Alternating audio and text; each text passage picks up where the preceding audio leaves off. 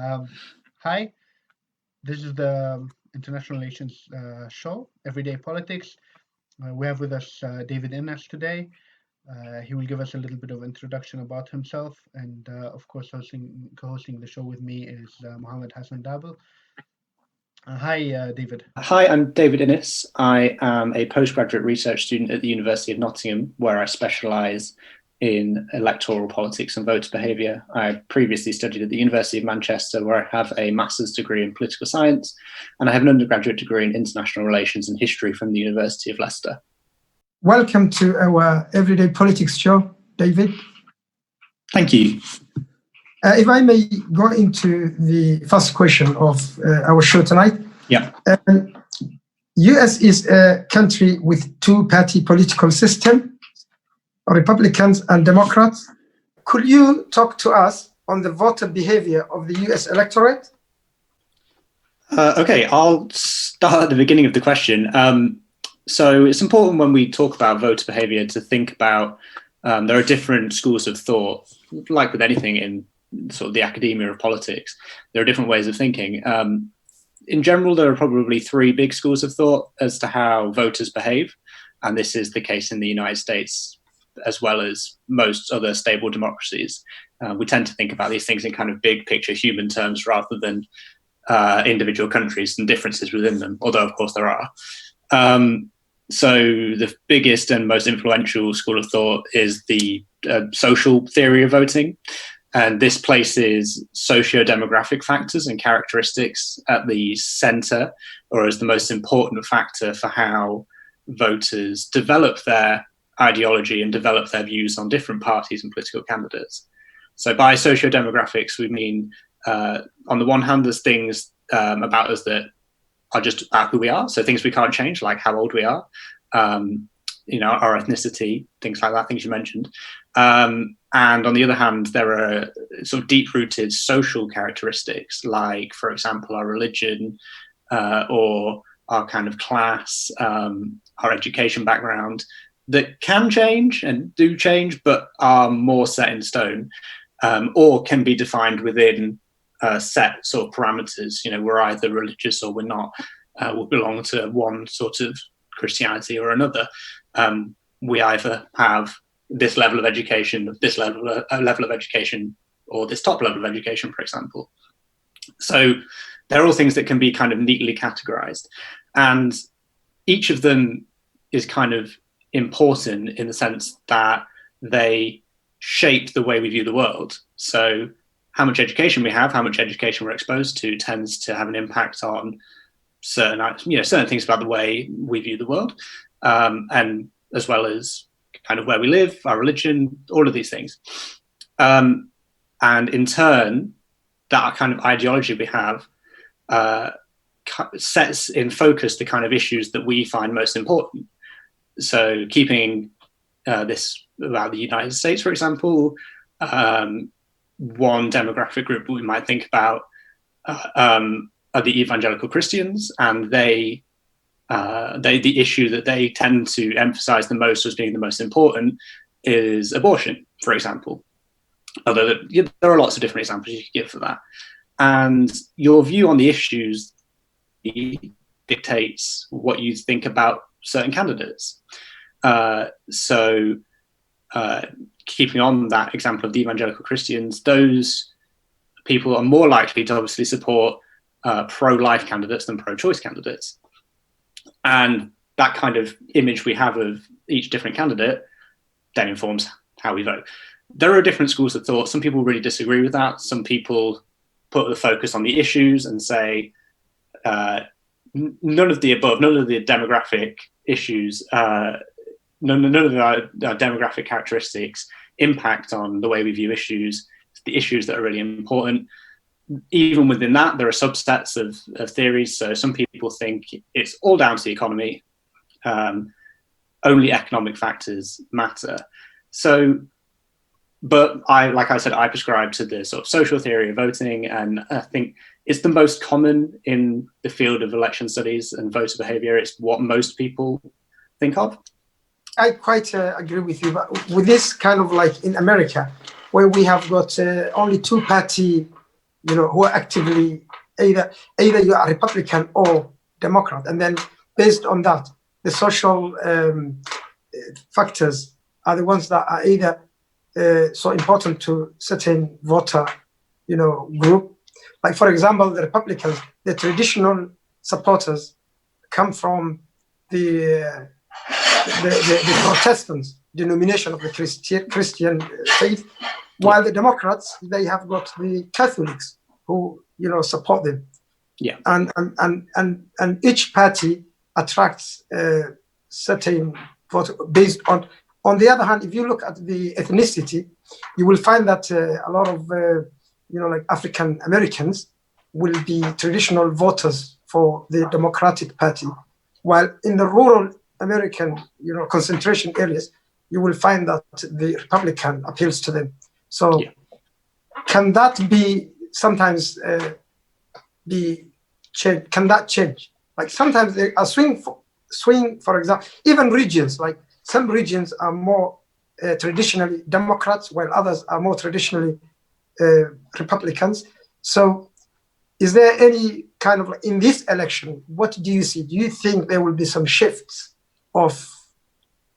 in swing states, for example? Mm-hmm. So these things do change, and they change sometimes over a really long period of time, and sometimes they change really, really quickly. So to your main question, probably the most important demographic change we're looking at is amongst suburban women. In 2018, during the midterm elections, suburban, fairly affluent women swung heavily for the Democrats for the first time in a long time. And that's generally perceived to be because of the way they view Donald Trump, and they tend to have more negative views on him. And that does have a big impact on the kind of swing states, or the states that we're considering to be swing states in this election. The urban-rural divide, as you mentioned, is hugely, hugely important. It's not the only one, but it is one of the most important. The way we have to think about which of these demographics are the most important in the United States is to think about how they're geographically spread across the United States, because as you know, the American presidential election is essentially 51 concurrent elections in the 50 states plus Washington, D.C. And not all states are the same. So the urban-rural divide tends to be super important because there are some states which have hugely urban populations, like California, parts of New York, Arizona, which is a state which is kind of being considered as a swing state this time around because almost all of its population is in Phoenix and the suburban areas surrounding Phoenix. So that makes it a really, really important demographic to think about. In the past, we used to think about evangelical Christians as being a hugely important demographic for the Republicans because they were geographically spread out across the country. Nowadays, that's kind of a bit different. One of the demographics that analysts really, really emphasize in this election is education. It's probably the one that people are talking about the most. It's the one every pollster is expected to weight their results by education level, because we find that the most educated tend to support, or those with the highest level of education tend to support the Democrats, and those with less education, like high school educated people, tend to support the Republicans. And that's actually a really important demographic to think about because, well, for two reasons. One, there are fewer of those who are the most highly educated. And secondly, because they're geographically quite concentrated in certain areas. So if we think a bit about, who are the most educated people in America, what do they do? So, for example, they're probably in the most highly paid jobs, the most technically skilled jobs. And those jobs tend to be in the places that are the most urban or the most affluent. So places like think about Silicon Valley around San Francisco. That obviously attracts incredibly intelligent people, software designers and so on. Think also about people who maybe work in finance. They are going to be highly skilled, highly educated people, and they're going to be mostly in New York. Whereas the lower educated, those with a high school education or just some moderate college education, but not a college degree, are spread out across a huge area. And in recent years, they've been breaking very hard for the Republican Party.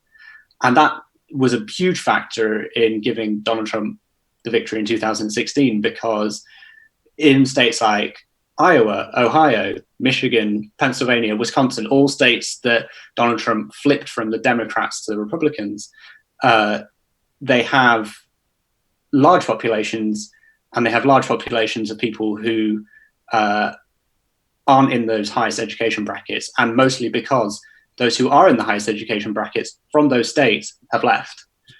So the way we think about demographics is really important in these US elections. Now,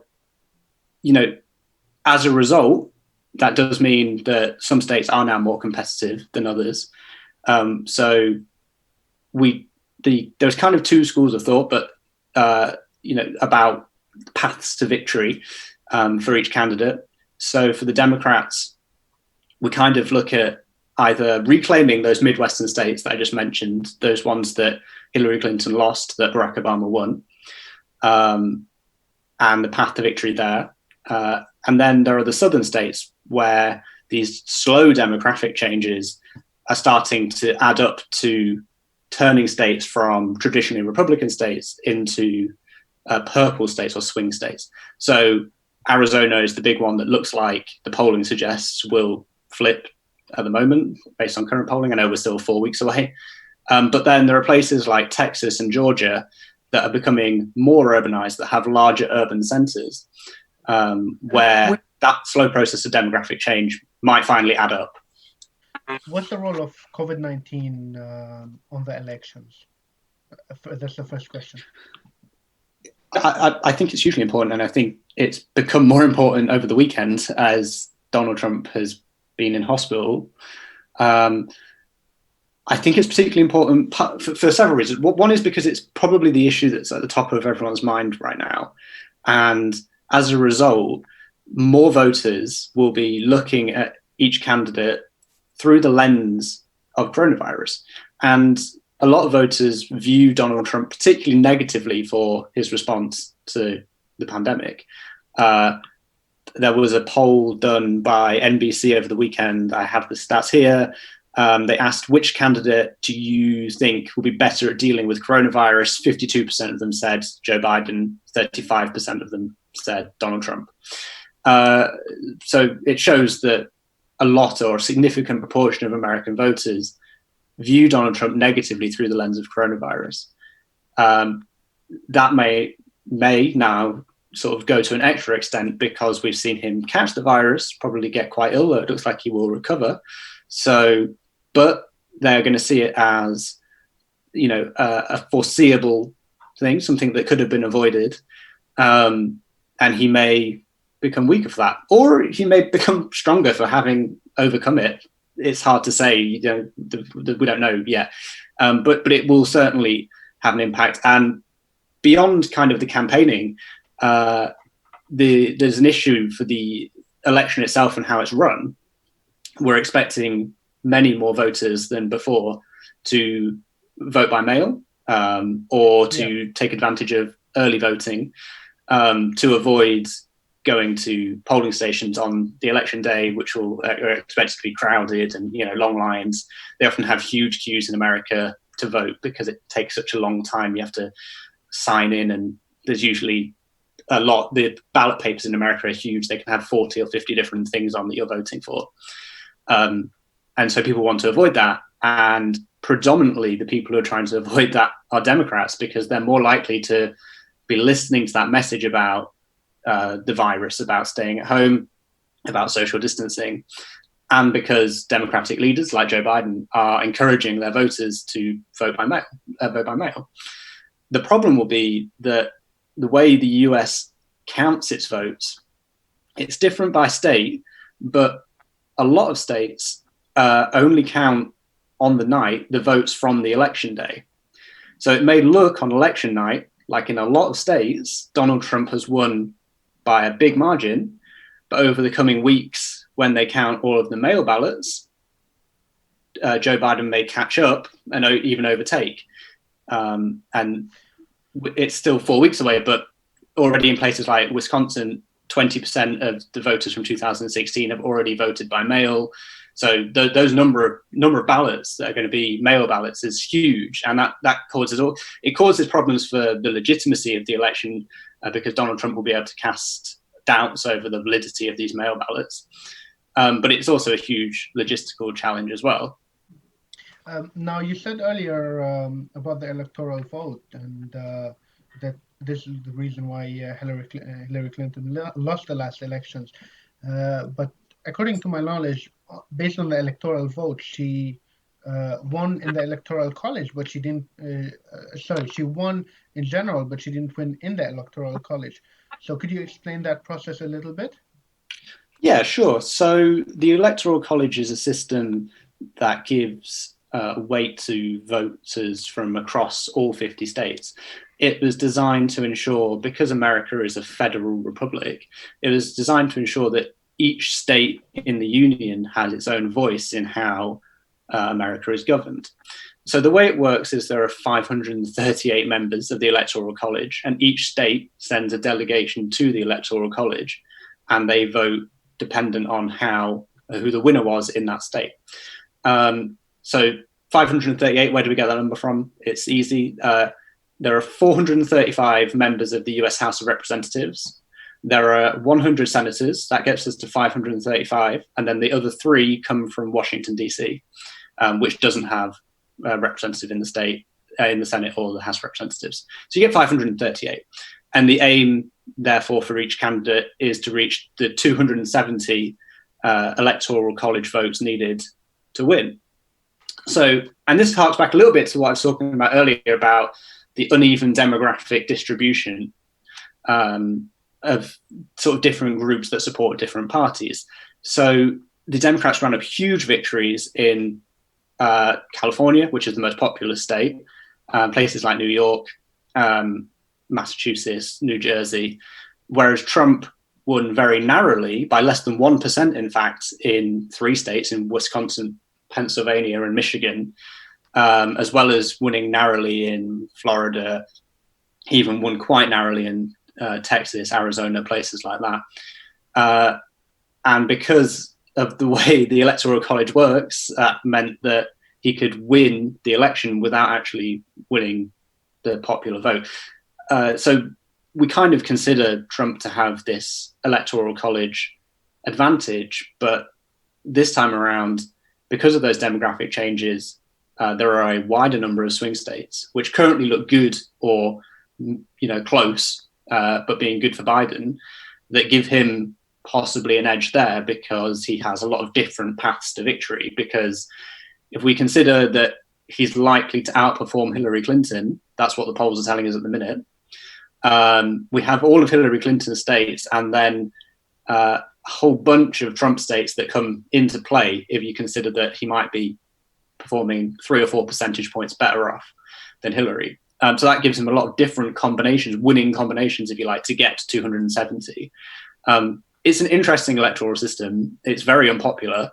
There are efforts in the United States to override it. So there's something really interesting called I can't remember what it's called. It's the National Popular Vote Compact, I think. And it's this idea that if there are enough states who reach 270 Electoral College votes, sign up to award their votes to the winner of the national popular vote, that would override the Electoral College, because then those states would only send, because each state gets to pick how it decides who their delegates are going to support. Allow me to interrupt you. There's been a poll recently in which a significant number of the people have actually have shown concern over the Electoral College system. There are concerns because in the eyes of some, it's a fairly undemocratic electoral method. We tend to think, if we think in really basic terms about who wins an election, we think it's the one that got the most votes. It's there, as I said, to ensure that a voter in rural Wyoming has as much say and isn't ignored by the kind of mass of voters in urban areas in Los Angeles. If it was just about the national vote, each candidate would go to where the most people are and try and attract those in the large urban centers. But so basically, this is like similar to proportional representation, kind of way. Yeah, because it is. Although the problem comes in that it's not a proportionally, the number of delegates for each state isn't given really very proportionally. This is because in the House of Representatives, there is currently a cap on how many seats there are. And then in the Senate gives 2 seats to each state. So Wyoming, which has less than 1 million people in it, has 2 senators, and California, which has 30 million, 40 million, something like that, also has 2 senators. So that gives Wyoming 3 electoral college votes, and California, I believe, 55, 53 electoral college votes. But when we actually kind of say, as a proportion of the percentage of each part of the population of the overall country, it's not proportional. Those numbers don't add up the same. In that sense, it resembles the majoritarian state by state, like.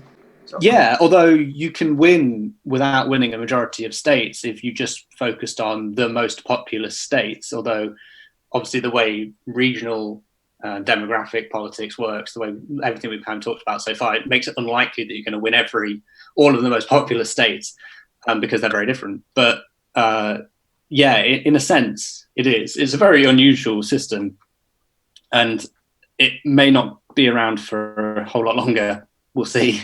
If the outcome of this election is contested, how likely is a verdict from the Supreme Court, whether it upholds the result or rejects and nullifies it, is accepted by the parties, Republicans and Democrats?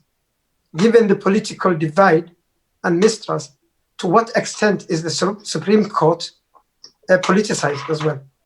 I think in terms of in what situation will the Supreme Court have to step in, I think it's only if we have a particularly close election in one or more states. So the most famous example of this in practice is what happened in the 2000 presidential election, in which the result of the overall election hung on the result in Florida, which was incredibly, incredibly close and was essentially decided by the Supreme Court, who ruled on what could and couldn't be accepted. It got down to minutiae of whether they would accept, ticks that were outside of the box and things like that. And what was a clear intention that someone intended to vote for a particular candidate. It was very, very messy and technical and complicated and boring. And but if there's a big election victory either way,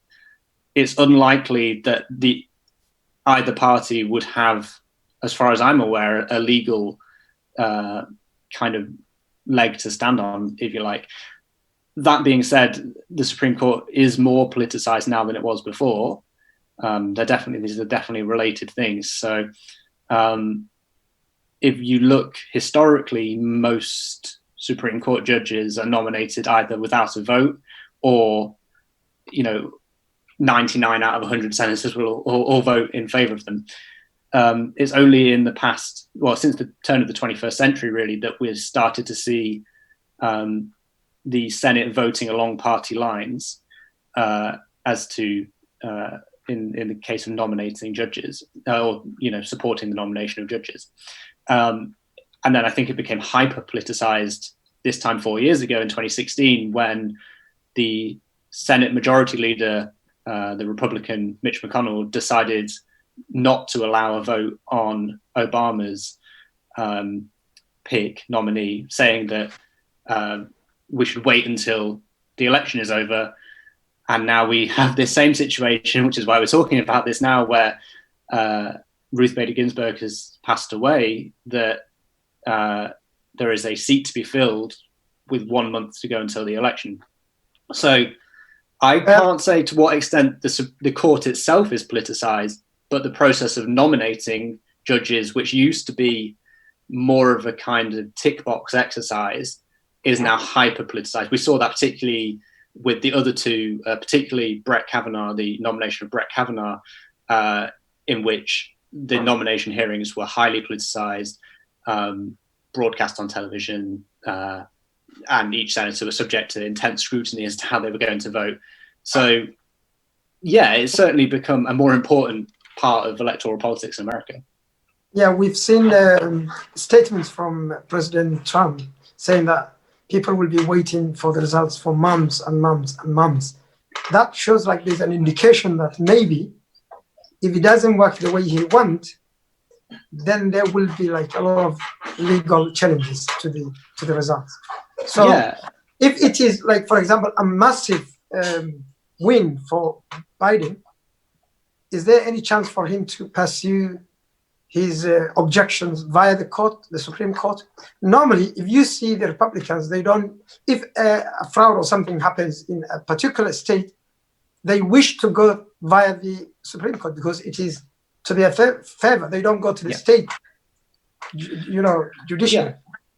Yeah, and the Supreme Court hears the highest legal challenges in the land. I'm not an expert on the very particulars of the American legal system, but I would suspect that if it was a huge victory for Biden, that Republicans would probably try to avoid huge legal complications, only because, well, we're getting into this very dangerous territory now where, we're looking at kind of the death of democracy almost if Republicans try to challenge what was a clear election outcome. But with Donald Trump, you never rule anything out, do you? Because it's just who he is. The other thing that I think makes me keen to think that Trump will try and avoid defeat any way he can is that there do seem to be a huge number of legal channels, legal investigations opening up into him that will bear more fruit when he is a private citizen, not the president of the United States. So there's definitely a cause or reason why he might try to dispute the results, but it depends on what the results are. As I say, if they are close, particularly if they're close within states, then I think we will have a contested election, but we'll have to wait and see on the exacts for that. It's healthy for democracy if they dispute it a little bit, not too much, but to a certain extent, hopefully. Thank you very much for the interview. It's been a pleasure to talk to you, and thank you. Yeah, I hope you enjoyed it. Thank you so much for having me. I love talking about US elections, and I could sit here and talk about it all night. So it's great to have someone to talk to who is giving me questions and guiding me. So I appreciate it. Well, thank you very much.